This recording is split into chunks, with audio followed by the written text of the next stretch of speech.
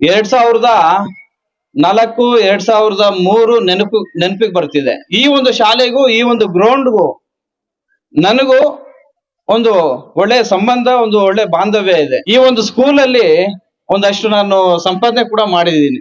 ಈ ಒಂದು ದೇಶದಲ್ಲಿ ಏನ್ ನಡೀತಾ ಇದೆ, ಸೈನಿಕ ಆಗ್ಬೇಕು ಅನ್ನೋದು ಕಡಿಮೆನೆ, ರೈತ ಆಗ್ಬೇಕು ಅನ್ನೋದನ್ನು ಕಡಿಮೆ.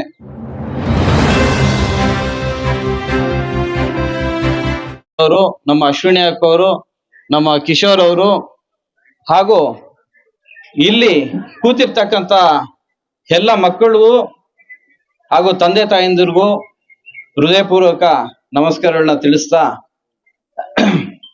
ಈ ದಿನ ಈ ಒಂದು ಶಾಲೆಯಲ್ಲಿ ನಡೀತಿರ್ತಕ್ಕಂಥ ಕಾರ್ಯಕ್ರಮ ನೋಡ್ತಿದ್ರೆ 2004 2003 ನೆನಪಿಗೆ ಬರ್ತಿದೆ. ಈ ಒಂದು ಶಾಲೆಯಲ್ಲಿ ನಾನು ವಿದ್ಯಾರ್ಥಿ ಆಗಿರ್ಲಿಲ್ಲ, ಅಂದ್ರೆ ಓದಿರ್ಲಿಲ್ಲ.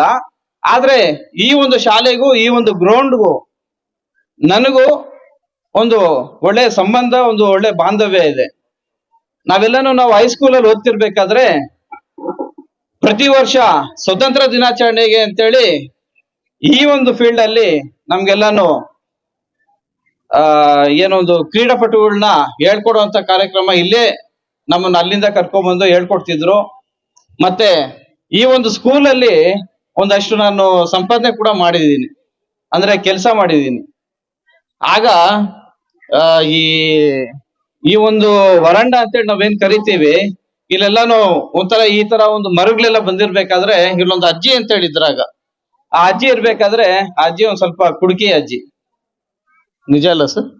ನಿಮ್ಗೆ ಗೊತ್ತಿಲ್ಲ.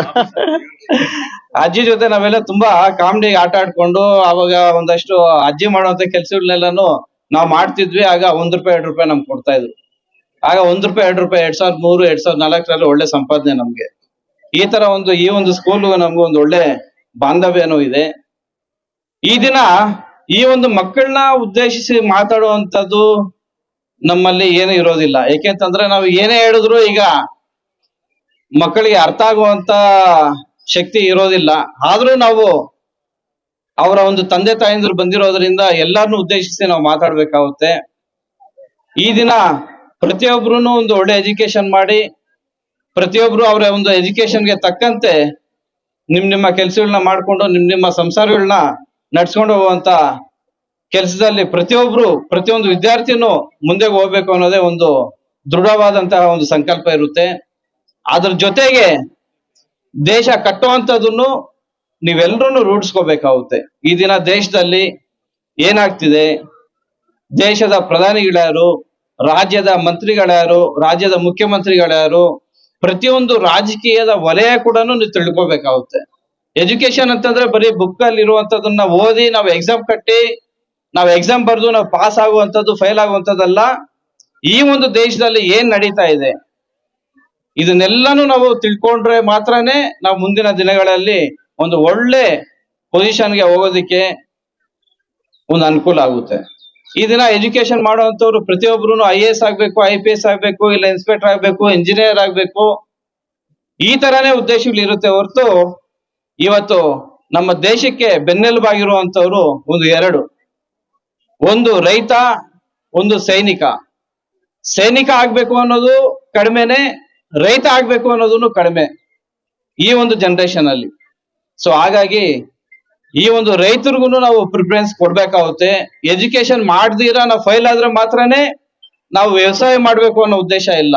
ಒಳ್ಳೆ ಎಜುಕೇಶನ್ ಮಾಡಿ ಒಂದು ವ್ಯವಸಾಯ ಮಾಡಿ ಅದರಲ್ಲೂ ಕೂಡ ಲಕ್ಷಾಂತರ ರೂಪಾಯಿ, ಕೋಟ್ಯಾಂತರ ರೂಪಾಯಿ ಸಂಪಾದನೆ ಮಾಡುವಂತ ಕೆಲಸ ಇದೆ ಅನ್ನೋದಾದ್ರೆ ರೈತರ ಒಂದು ಕೆಲಸನೂ ಇದೆ. ಈ ದಿನ ನಾವೆಲ್ಲ ಓದ್ತಿರ್ಬೇಕಾದ್ರೆ ನಮ್ಗೆ ಏನು ಅಂದ್ರೆ ಏನೂ ಗೊತ್ತಿರ್ಲಿಲ್ಲ. ಮೊಬೈಲ್ ಗೊತ್ತಿರ್ಲಿಲ್ಲ, ಫೋನ್ ಇರ್ಲಿಲ್ಲ, ಟಿವಿ ಇರ್ಲಿಲ್ಲ.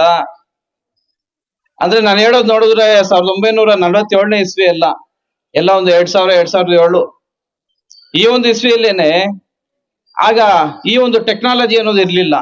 ಈ ದಿನ ಹುಟ್ಟಿರುವಂತ ಮಗು ಕೂಡ ಒಂದು ಒಳ್ಳೆ ಮೊಬೈಲ್ ನ ಆಪರೇಟಿಂಗ್ ಮಾಡುವಂತ ಟೆಕ್ನಾಲಜಿ ಇದೆ. ಮತ್ತೆ ಈ ದಿನ ಮಕ್ಕಳಲ್ಲಿ ಒಂದು ಒಳ್ಳೆ ಜ್ಞಾನ ಇದೆ, ಶಕ್ತಿ ಇದೆ.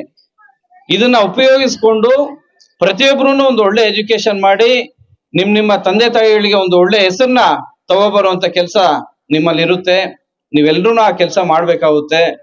ಮತ್ತೆ ಮುಂದಿನ ದಿನಗಳಲ್ಲಿ ನಿಮ್ಮನ್ನ ಉದ್ದೇಶಿಸಿ ಮಾತಾಡುವಂತ ಮಾತಲ್ಲ, ಒಂದಷ್ಟು ಜನ ಈ 10th ಕ್ಲಾಸ್ ಯಾರಿದ್ದಾರೆ ಅವ್ರನ್ನ ಉದ್ದೇಶಿಸಿ ಹೇಳುವಂತದ್ದು, ಈ ಒಂದು ಡ್ರಗ್ಸ್ಗೆ ಅಂದ್ರೆ ಬೀಡಿ, ಸಿಗರೇಟ್, ಗುಟ್ಕಾ ಈ ತರ ಇದಕ್ಕೆಲ್ಲಾನು ನೀವು ಒಂದಷ್ಟು ದೂರ ಇದ್ದು ಮುಂದಿನ ದಿನಗಳಲ್ಲಿ ನಿಮ್ಮ ಒಂದು ಸಂಸಾರನ ಖುಷಿಯಾಗಿ ಮುಂದೆ ನಡೆಸಬೇಕು ಅಂತಂದ್ರೆ ಮೊದಲಿಗೆ ಈ ಒಂದು ಚಟಗಳಿಂದ ನೀವು ದೂರ ಇರಬೇಕು ಅಂತ ಹೇಳ್ತಾ, ಈ ಒಂದು ಕಾರ್ಯಕ್ರಮದಲ್ಲಿ ಮಕ್ಕಳನ್ನ ಉದ್ದೇಶಿಸಿ ಮಾತಾಡುವಂಥದ್ದು ಇಷ್ಟು ಮಾತ್ರ ನನ್ನಲ್ಲಿದೆ. ಇನ್ನು ಮಾತಾಡೋದಾದ್ರೆ ಇನ್ನೂ ಸುಮಾರು ಇರುತ್ತೆ, ಆದ್ರೆ ಮಕ್ಕಳಿಗೆ ಈಗಲೇ ಬೋರ್ ಆಗ್ತಿದೆ. ಆ ಹುಡುಗಿಯರು ತಲೆ ಅಲ್ಲಾಡಿಸ್ತಾರೆ ಸಾಕಿಡು ಅಂತ. ಓಕೆ, ಧನ್ಯವಾದಗಳು. ಈ ಒಂದು ಕಾರ್ಯಕ್ರಮಕ್ಕೆ ನನ್ನ ಆಹ್ವಾನಿಸಿದ ನಮ್ಮ ಭಾಸ್ಕರ್ ಸರ್ ಅವ್ರಿಗೂ, ಈ ಒಂದು ಶಾಲೆಯ ಎಲ್ಲಾ ಶಿಕ್ಷಕರಿಗೂ ನನ್ನ ಧನ್ಯವಾದಗಳನ್ನ ತಿಳಿಸ್ತಾ ಇದ್ದೀನಿ. ಜೈ ಹಿಂದ್.